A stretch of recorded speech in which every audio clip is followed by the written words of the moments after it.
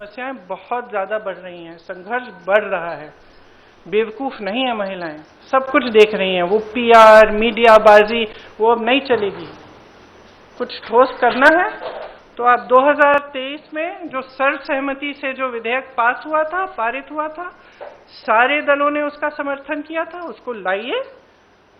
उसमें अगर कुछ एकाध संशोधन करना है छोटा, ताकि वो अभी लागू हो सकता है, करिए और उसको अभी लागू करिए। महिलाओं को हक दीजिए, अभी दीजिए, लेकिन उसको आप घुमाकर और दूसरी चीजों के साथ उसको अटैच करके आप गुमराह करने की कोशिश मत करिए। सीधी सी बात है, इसको अभी करिए, हम सब तैयार हैं। अब आप पूछिए। मेरा सवाल आपसे ये है, जब ये बिल गिरा उसके बाद, मेरा सवाल आपसे ये है कि जब ये बिल गिरा उसके बाद लगातार सरकार की तरफ से कहा जा रहा है कि राहुल गांधी ने फ्लोर ऑफ द हाउस में बोला कि बिल पास करना है तो मौजूदा परिस्थिति में 1 सेकंड में आप मौजूदा सीट पर पास कर दीजिए 543 पे। तो क्या विपक्ष उसके लिए तैयार होगा? अभी तो मैंने आपने बोला जो 2023 वाला बिल है, पर अगर मौजूदा सीट 543 है, वही तो है। 2023 का जो विधेयक है उसमें ये था कि इन्हीं सीटों में से आप 33% महिलाओं को देंगे। उसमें लिखा था कि सेंसस के बाद डिलिमिटेशन होगा और उसके बाद तय की जाएगी, जो भी सीट होंगी उस पे 1/3 मिलेगा। तो यानी कि सीटें बढ़ती, पर नहीं, 543 में से ही था। तो उसके लिए आप लोग तैयार हैं? हाँ, बिल्कुल तैयार है। जी प्रियंका जी, दो दिनों तक हमने बहस देखी और अब क्रेडिट उधर से भी क्लेम किया जा रहा है, आप लोग भी दावा कर रहे हैं। नहीं, हम क्रेडिट का दावा नहीं कर रहे हैं। सवाल हम आपको इतिहास के बारे में बता रहे हैं। कांग्रेस पार्टी ने 1928 में शुरू की ये बात, और कांग्रेस पार्टी की ही ये बात थी जिस वजह से आज आजादी के पहले दिन से महिलाओं को भारत में वोट डालने का मौका मिला और अधिकार मिला। तो मैम सवाल यह था कि बीजेपी और एनडीए पूरे देश में अभियान चलाने जा रही है।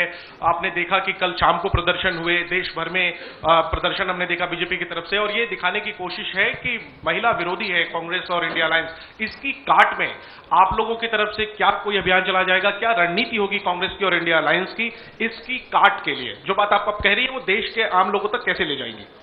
देखिए, जैसे मैंने कहा, देश की जनता जो है उसमें बहुत ही ज्यादा विवेक है। अगर इनको अभियान करना है पूरे देश भर में, खुलकर करें। लेकिन आज देश उस परिस्थिति में नहीं है जो 12 साल पहले था। और शायद कभी कभी ये होता है कि जब सत्ता बढ़ जाती है, लोग सच्चाई नहीं बताते हैं नेताओं को। तो इस पूरे ये जो पूरा पिछले 2-3 दिनों में हुआ, इससे कुछ हद तक ये भी दिख रहा है कि ये समझ नहीं पा रहे हैं कि आज भारत बदल गया है।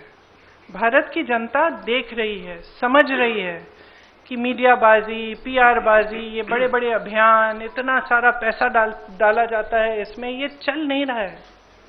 ये अब चल नहीं रहा है।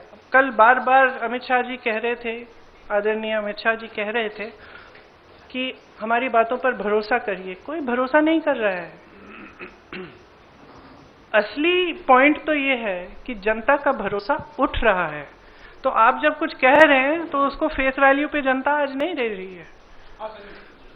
प्रियंका जी, कल जो कुछ हुआ उसके बाद जो बीजेपी कह रही है कि they will launch a country-wide campaign to dub the entire opposition including the Congress as anti-women। और जैसे आपने अमित शाह जी की बात करी, तो अमित शाह जी ने आपकी राजनीतिक सूझबूझ की भी बहुत तारीफ करी कल लोकसभा में। तो what would be your advice और the campaign, the Congress plan to counter this campaign? See, I think it's very, very clear.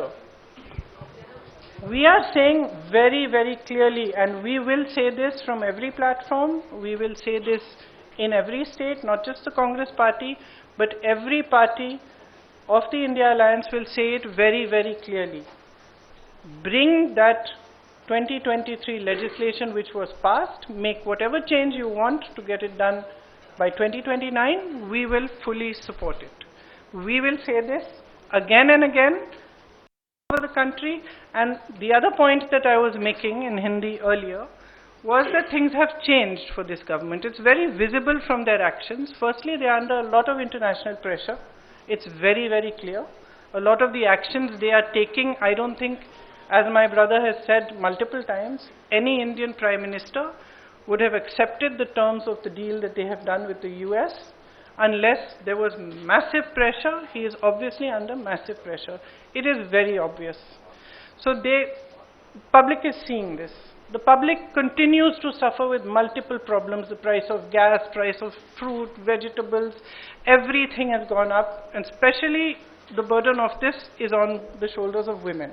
And it's across class, across caste. It does not matter whether you're a rich woman, poor woman, whether you live in an urban center, whether you live in the villages.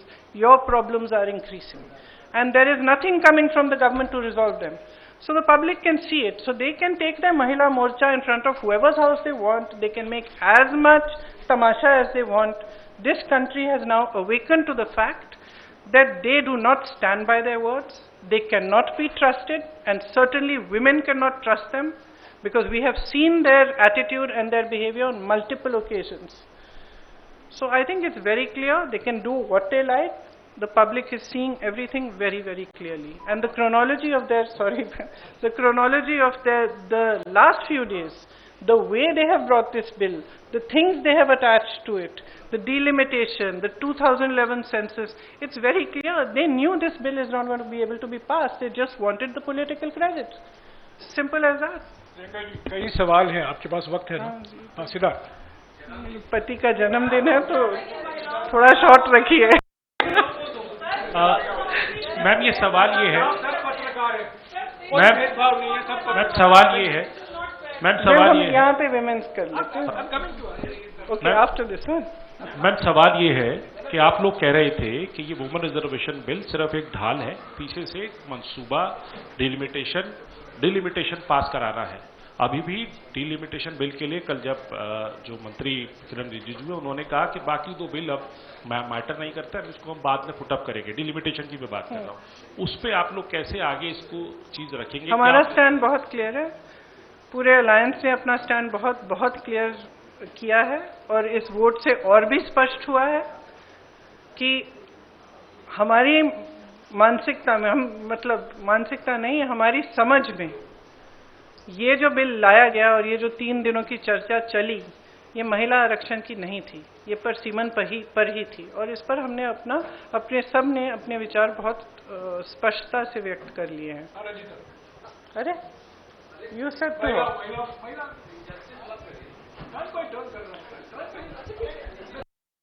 Ma'am, sir महिला ही है इधर भी, वो भी और मैं भी।